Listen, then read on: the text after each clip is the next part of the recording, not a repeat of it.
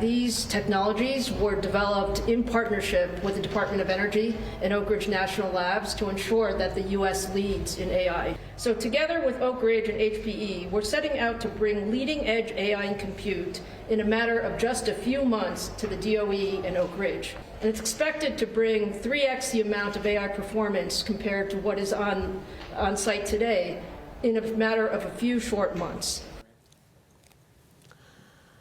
And that's Advanced Micro Devices CEO. The company and the Department of Energy announced a $1 billion partnership to build 2 supercomputers capable of harnessing extremely large amounts of data to tackle America's most challenging scientific problems, energy solutions, and national security. These computers are expected to deliver 3 times the AI capacity of any supercomputer currently on the market. Joining me now with this historic deal is Energy Secretary Christopher Wright. Secretary, great to see you. Thank you so much for being here. Congratulations on this huge deal. Does this mean that the U.S. Energy Department is investing $1 billion, or is AMD investing the money? Where's this $1 billion coming from?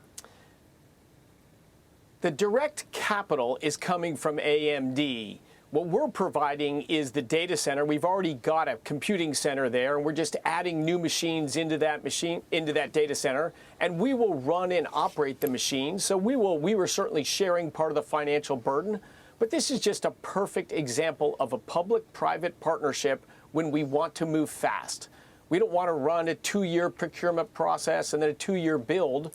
AI is moving fast. We need the government to move fast. This is President Trump bringing common sense back to Washington, and the benefits roll in. Absolutely. This is a huge deal, and I know that the demand behind this is really what this is about. As you know, I'm just back from the Permian Basin, and what I learned on the ground in the Permian Basin is that we've got too much natural gas to even actually handle because we don't have the pipelines in place. Now, natural gas is going to get you to the electricity that's going to get you to fire up these data centers and meet the demand of this AI boom and this AI revolution.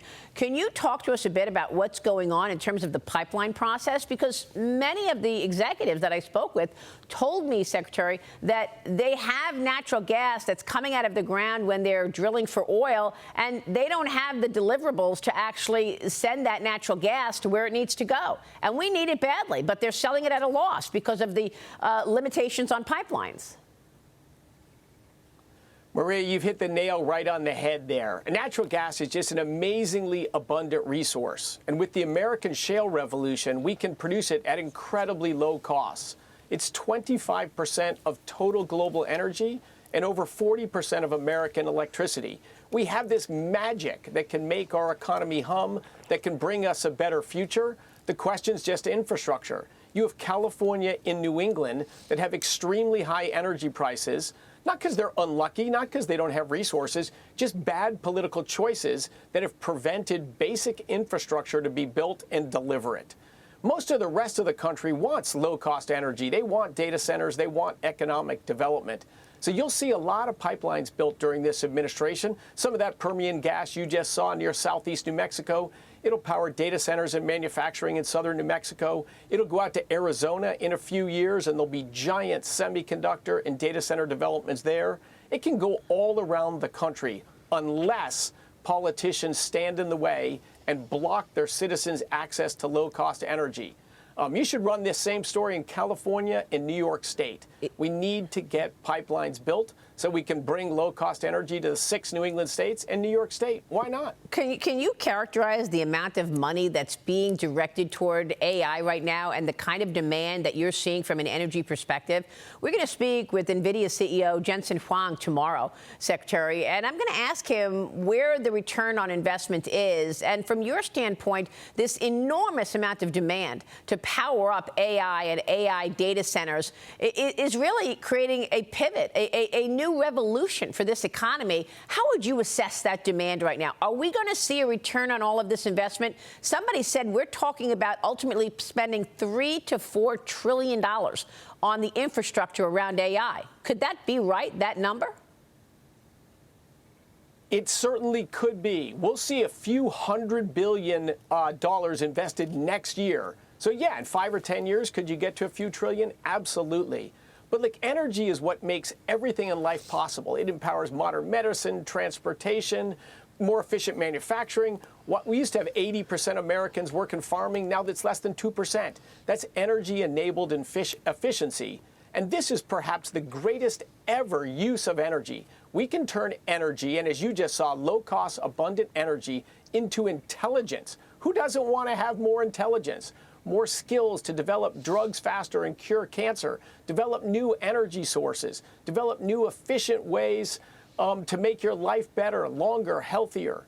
I mean, it's tremendous opportunity. We live in a technological golden age right now, and this is a golden age that would be flourishing in China and not in the U.S. if President Trump had lost the election and we still had energy squelching policies and we were trying to hold Americans down.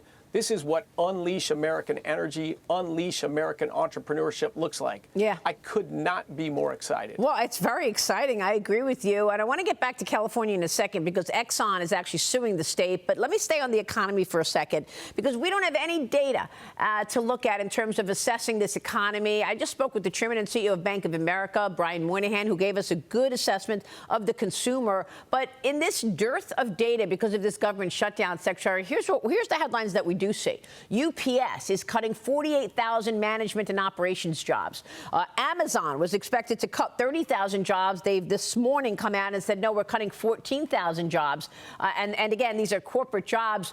What do you think is behind these job cuts that we're seeing from a handful of companies? Is this an indication that the economy is worse off than we thought? I don't think so. Both of those are in the shipping and transportation of goods sectors. And think what happened during COVID, right? Everyone stayed home and everyone bought everything online. So Amazon and UPS ramped up massively to adjust to that new way of people that bought goods. And of course, things are drifting back to normal today. So I think those are normal corporate adjustments. In fact, both of those, and particularly Amazon, are going to be just massive beneficiaries of AI. They're going to be more efficient. They're going to drive down the cost of goods even more. So look, when you have new technology that enhance efficiency, of course, where people work moves and changes a little bit, but the net benefits will be overwhelmingly positive. Yeah. The average American worker is simply going to be more productive. That means more income, more opportunity. Yeah, it's a great point. And it also gets me to look at the state lines, right? Because you go to Texas, which is where we were in the Permian Basin, and you're seeing a great progress of deal flow and you're getting growth there. But you just go to New Mexico, a couple of miles away, and you've got completely different state lines. So how is that sort of putting a wrench into things here? You've got ExxonMobil suing California over the state's climate change disclosure laws, claiming that they violate the First Amendment. FoxBusiness.com writes this: both laws require ExxonMobil to comply with California's greenhouse gas protocol and task force on climate-related financial disclosures, which the company reportedly claims forces it to take blame for global warming, Secretary.